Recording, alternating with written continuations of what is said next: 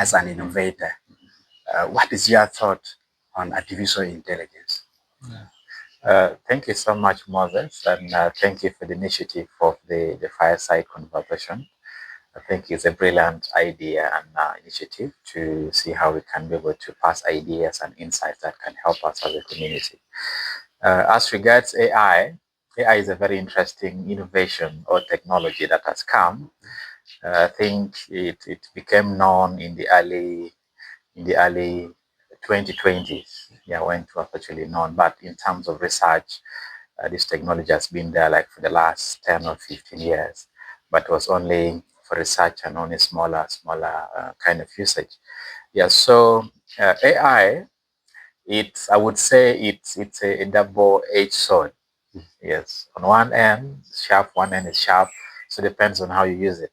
Yeah, it could be a good one, also could also be a bad one. And I remember people talking about how AI is going to take our jobs and how people are misusing it in classroom to learn. Like a work that a teacher or a lecturer tells you to do, for you to, in terms of doing it meticulously, for you want to use ChatGPT and do it in a quick time. Yes, but also ChatGPT, or rather AI. Yes, AI has allowed people to do quite a number of things, whether in terms of programming, in terms of shortening their work, or sort of creating a structure that allows work to be more efficient.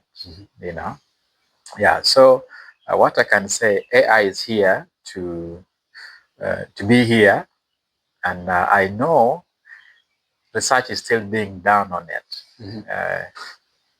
Rather AI, forgive me, I normally talk about ChatGPT because it is the What is that? What is that? So ChatGPT is one of the AI chatbots. Yeah, yeah, it is one of the.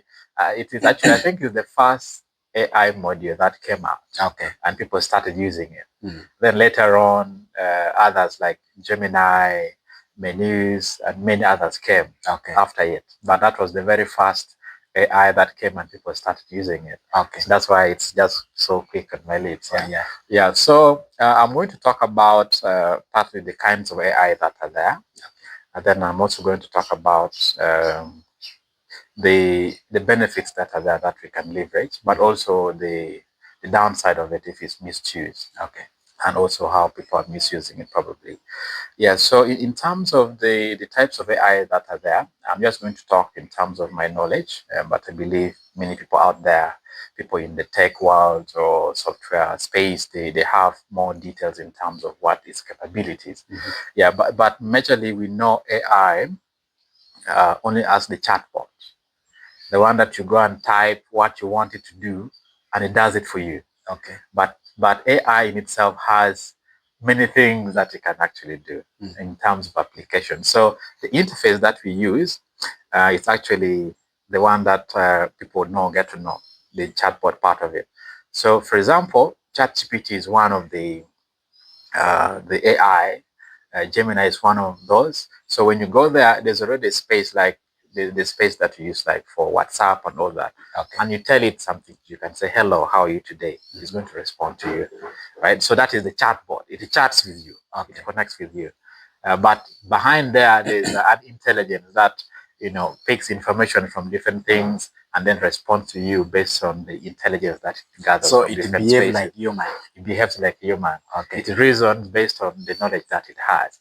So it learns as a human being as well. And it learns based on what is fed, what is fed to it. So in the early days when ChatGPT came, as the first, the non-AI that most people got to know, it was for free. So it was for free and people were using it. So as you're using it, you're actually teaching it. So you could learn different things. People were feeding it documents, so it got to learn. So it has reached a point where it's so brilliant that it can do many things. Personally, I use it to write grants and proposals. So what you've done as Wokober Education Foundation is we have a paid version.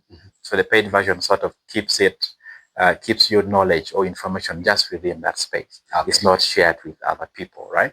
But the free version, anyone can pick your ideas, anything like that. So within that, you can upload your organization documents, mission statement, vision statement, program description, everything. So it learns your organization. Okay. It becomes an expert in your organization. So now when a grant comes and you want to write a grant, you just tell it what to do. We were writing this proposal about establishing innovation clubs in school. Okay. And we are targeting this kind of grant. Look at the criteria that they're looking at, eligibility, and then tailor the proposal to that. It's going to write you everything in about 2 minutes or even less. Then you can tweak it, prompt it to say, I don't like this, edit this, include this data, include this specific thing. So you find that in one day, you would have written a proposal that could have taken months with a team. So that is the benefit. It helps you with that. But it only gives you good information depending on what you feed it. Okay. Yes, just like the human mind. If you feed your thought with stupid things, your ideas you speak out. Yes, yeah. There's also going to be whatever goes in just comes out like that. So that means it cannot entirely replace human being, because you still have to prompt. You still have to give it. Yes, you have to prompt it. You have to give it instruction. Maybe at some point, I think the part that makes it could challenge human being, it's its ability to analyze data quickly. Okay. Tons and tons of data quickly. Now that one, I don't think there's any human brain that can do that. You know, you can feed it so many things, and then it can analyze it quickly within a very short period of time. Okay. Yeah, that is a superpower of it. But in terms of what you want, so it's a tool. You know, it's a tool. Like if you look at human civilization, we used to hunt using stones. Stone was a tool, right? Yes, yeah. You could do things quickly. Then from stone came to bones. You could skin an animal with a bone, or you could fight with it. Yeah. Then bones came to knives and tools, guns. You know, like for us in the software, like in architecture, we used to do designing with hand drawing. And then computers came and softwares came, and we used now to use Archicad, AutoCAD to do the design. Now AI is another tool for you, which is more efficient for you to do all these things. So if you see it as a tool, then we can use it as a tool. And a tool, you have to know how to use it. Okay. Just like a knife, a tool can also cut you. Yeah. Like that. Yes, like that. So I think AI is there to exist, and we just now need to see how we can quickly adapt to it. Okay. Many places, I think in many places, could be China, even United States, children are being taught also how to use it. Okay. Use it meaningfully or responsibly. Okay. You know, so it's important that we start to see how we can leverage on that. As for our Education Foundation, we're already actually leveraging it. Okay. Right now, we are building an AI learning platform to support practical STEM learning in underserved classrooms. Oh. One that can support a teacher. I'm going to tell you something. Last year, we had a learner who came from some school, which I'm not going to mention the school. The child came with her classroom project, the CBC project, the competency-based curriculum project. Yes. Learners are supposed to have a project. Yes. So this lady wanted to build an automated irrigation system where the father is a farmer, yeah? So she wanted to build an irrigation system whereby it can detect whether moisture is enough or not in the soil, and then automatically trigger a system that can irrigate the farm without anyone being there. So when she went to the teacher, she told the teacher, and the teacher told this girl that, you know, she's just dreaming, she should wake up. It's going to take her 100 years to realize that project. Oh, imagine that. That's what the teacher told her. So in the mind of the teacher, that is impossible. But the child already has the dream and the passion to do such kind of thing. So when she came to Wokober, we said, this is possible. And we worked with her within 2 weeks. And that project was ready, and she went back with it to within school. 2 weeks? Yes. Wow. You know, interesting. 2 weeks, 2 weeks. That. So the challenge that we see, the intent of the curriculum is there to support, but there are also some teachers who are not yet at par with what the students are already researching and going very far. They're ahead of the teachers. So that means the teachers also, they need to be empowered more. Yeah. And we think that such tools can even help the teachers. Let's say you come with your idea as a student to the teacher, and the teacher have no idea what's supposed to be done. It can go there, research, and get the idea and get step-by-step process of how to guide you. So the next time you have a chat with the teacher has already information and knowledge, even how to get the materials, how to put the things together. So that is the AI that we are building as well there, to have that capability. And it's just going to focus on STEM learning, practical hands-on learning, and how the ideas can be able to guide. And besides that, we also want to track the progress of a child as they're learning. So you record the project as you go along, and then you can tailor the lesson plan for the child's project, not for the entire class. So every child has a different project, so the lesson plan can also be tailored per child. And that platform can allow you to generate the lesson plan in 1 minute. Wow. So that is the beauty of AI. And that is how we can even leverage it even in our local context. Because we think AI is just for those countries or this and that. So we need to exploit in its fullest potential. So that is a possibility. So it has quite a number of applications, which as of now, I cannot explore all of them. Those who are experts in AI could be able to talk about in depth in terms of its capabilities and abilities. And I think even in military application, I've gotten to know that with the AI can get to know your data in terms of your height, in terms of your body size, your blood type, where you live, etc. That information can actually be embedded, or the AI knows it and can be embedded in a weapon, an automatic weapon. And that weapon, I've seen a drone, an AI drone that can fly and just locate you, only you, where you are, and just shoot your head and you die there and there. Just that. Wow. You can be in a multitude of crowd, like 1,000 crowd. It will just pinpoint you only. Just one. With your data information. Just come to you directly. Just come to you directly and you're gone, right? Wow. So that is the what AI can do. So in education, in the field that you're very passionate about, we have seen that in universities, students are given a project to research, they are given coursework, for example, and also in Uganda today, there's what we call competence-based curriculum, where each students are supposed to do project and what. So how do you see AI coming in, and how do we balance ethics and integrity while using that, so that we avoid copy and paste and all these things? Yeah, it's true. The downside of it, I would think that AI, much as it helps you to quickly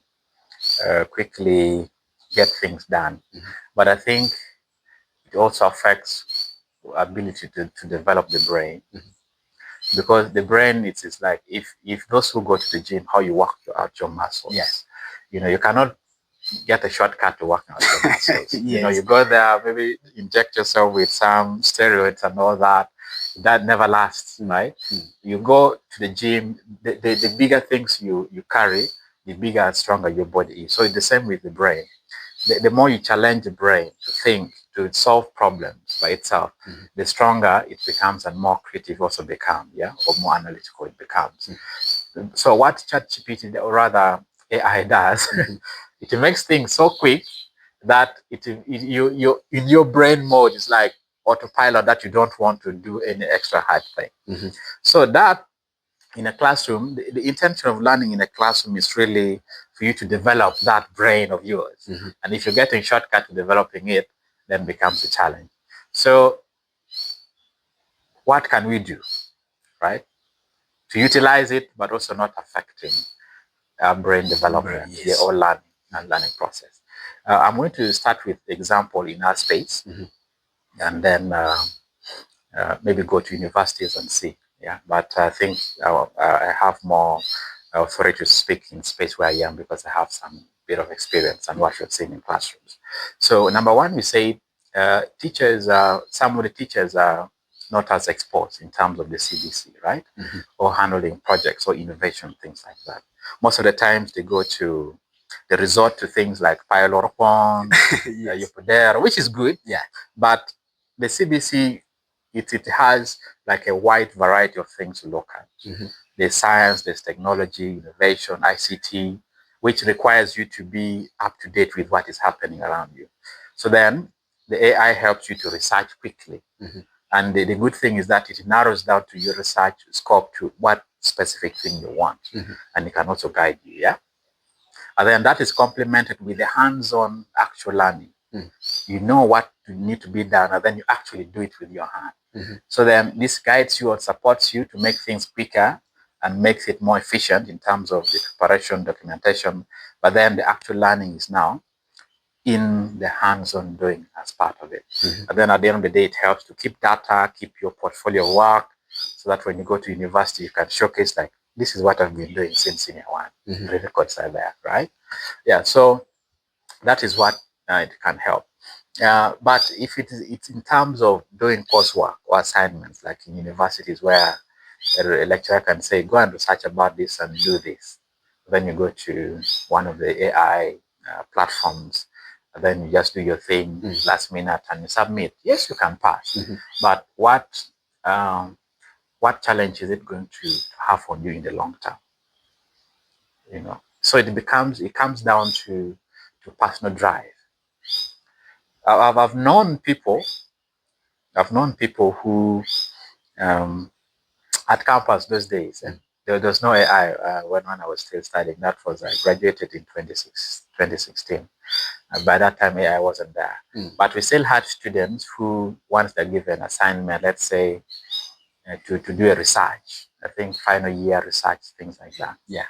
The people would pay at Makerere, Kiambogo University, you know those printing places. Yeah. People print research documents. Yes, there are people who go there, pay money, and then those who do the printing and all that, they just pick some few things and put together a research project, right? With the data cooked, the writing style, everything. You go, you submit, you pass. Now you go to the workplace and they tell you, go to the field, do research, and write a report about it. So maybe to submit to the donor or whichever that is. And you can't do it. And you can also not go and hire someone else to do the work for you because you're already at the job. Yeah, they train you can't learn. The thing is, they fire you. That is the long-term ramification. The negative, the negative part of it. Yeah. So it needs to come down to each individual child, and we need also to empower them so that they are aware. Because sometimes you only meet your need at the moment, not think about the long term, right? Because if you look at structured writing, or writing a proper report, a document, there's a way you're supposed to format the document. Exactly. Chapter 1, what is the indent? How do you align the documents, format it? If there's 1, then 1.1, 1.2, how does it flow? Yeah, there are small things like just formatting only. Yes, and then how do you write? What is the language of the writing? Which AI can help you, but you can see a document that is well written, how it is placed, even creative writing and all that. And so that comes when you intentionally build your capacity as a person and the mind. And then the AI becomes a tool that can help you to do the thing quickly. So how to use it ethically? I think we need to enlighten the users or the people and tell them the good things and also in the long run what would be the ramifications if they don't balance both trying to develop their mind and directly just using right? But also in the good thing, AI can also help you to refine your ideas, by the way. If you have a rough idea, you can use it to refine the idea, but you're the driver of that. Yes. So the first thing is you have to know what you want, then you can use it as a tool. Use it as a tool. Yes. Not as a shortcut to get things done. That is it. If you're going to school and your aim is just to get the papers and go, trust me, in the next 2-3 years, things are going to be so tough for you. I've already talked about it. Someone leaves university, doesn't know how to write a report, doesn't know even how to, there are certain things, even like, they call them what? They call them soft skills, like communication skills, yes, or how you present yourself, or even just being a proactive person. That one, AI cannot teach you that, right? It's something that you have to build. You have to build agency, Yeah, if you're told to do something, first thing, plan how to do it. Then AI can just use it as a tool. Yeah, so I think that's what I can say. That's what I can say. Okay, so earlier you talked about adaptation. AI is here to stay, and it's here to serve us, to serve humanity.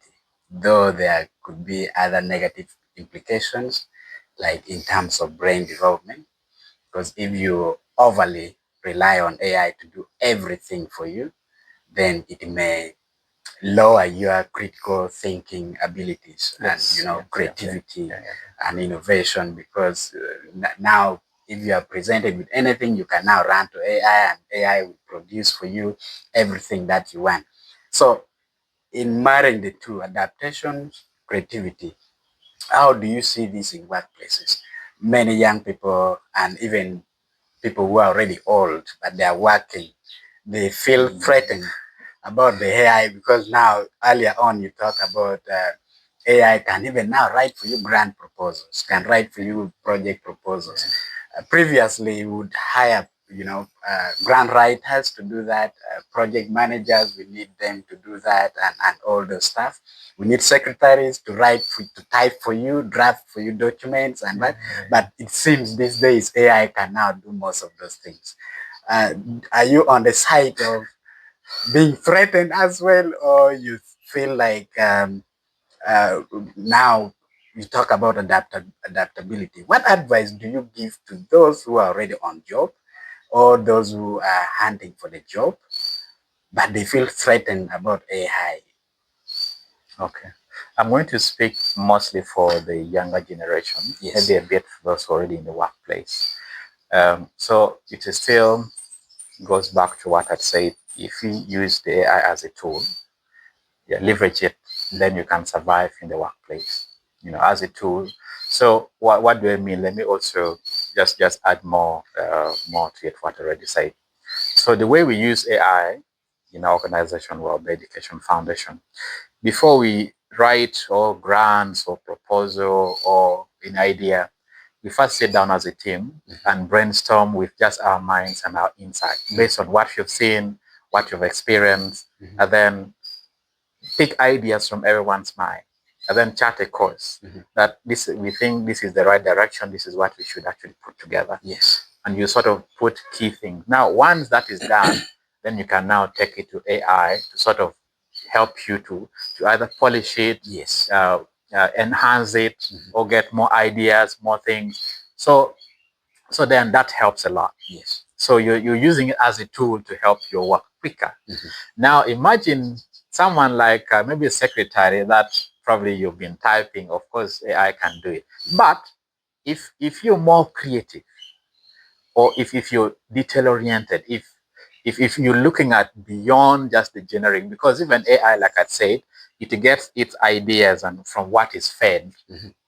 Yeah, so it means that cannot generate new ideas as a human being could potentially, because it's imagination. Yeah, imagination comes from something that potentially not something that has existed before, right? Yeah, so it's searching your mind. So, but AI, it just works on the ideas that are already there and recycles them in different ways, right? Yeah. So you have to be more exposed, you have to be more creative, and you have to be more diligent. Then you can use it, leverage it to polish your work. So if you're a secretary, so then the AI can help you do work quickly, but also help. Let's say you're a secretary and you're working for your director or your boss. Being quick to understand things like how do we communicate this, because AI doesn't know that. Let's say you're communicating something or your impact to someone. You know that numbers are very important. Yeah, statistics are very important. Maybe some stories, impact stories of how you communicate. There's a lady called, or there's someone called Moses who used this in this period of time. This is how their life was changed. AI doesn't know that. It's only you who knows that. So if you're very effective in terms of creating that, layering that, then you become there's value. You as a person, there's already value to that. But if you're also a very generic person, you don't care about, it's just like someone who is at school and the lecturer says, do this assignment, just go to ChatGPT, copy and paste, then straight away you're not going to survive in the workplace. Because if AI can do that work quickly, then why do I need you? But if you're someone who is analytical, knows what we need, can also add some few things, then you're valuable, right? Then you're valuable. Yeah. So I think first and foremost, we need to be valuable as a person, develop those creative skills, problem-solving skills, analytical skills. Then the AI then helps you to boost. Even programmers, by the way, because AI can also help you to program softwares and all that. But AI doesn't know what you want to achieve. It's until you tell it. So that means everything comes from you. If you're creative, if you understand things at that layer, at that detail, human detail, you're in touch with the reality, then the AI is a tool that can help you supersede other people in the space or competitions and all that. Yeah. So it's a tool. Now, the older generations, those ones are very, very hard to advise. And I don't think I have any advice for them. Yeah, but majorly for the younger generations, really, those within our age and those who are still getting into, getting to know AI and how they can exploit. It's good because even right now, let's say music, people are producing music with AI. Okay. Yes, but the music is going to be as fruitful from first principle, from inspiration. What inspires you as a person, or what inspires the music? Maybe it's something that is happening in the community, and then you use just AI to polish it and create something that is unique. Okay. I'm going to reference. There's a time Ambassador Laraton talks about, as actually we have wealth of knowledge. Yeah. Kulu ndo kulu ang it. Yeah. Mingage midea. Whether in music, whether in dances, whether it's literature. So you get the likes of Okwat Pabete, who just wrote some few things. And that thing just went all over the world. What is Lakta, Song of the Wino, you have the likes of Geoffrey Riema. Just pick some few bits of music, took it to the world, right? And right now, there are so many things that are there, whether are stories or movies, and you can use AI. And the good thing with it is that has made production costs actually quite lower. Okay. If you're making a video animations, you don't need large equipment or production kits to do that. You can use it at a small budget. If you're producing a song, the same. If you're writing a book, the same. That's quickened, but it does not replace the ingenuity, the brilliance, the creativity. So then that means we need to focus more on nurturing that.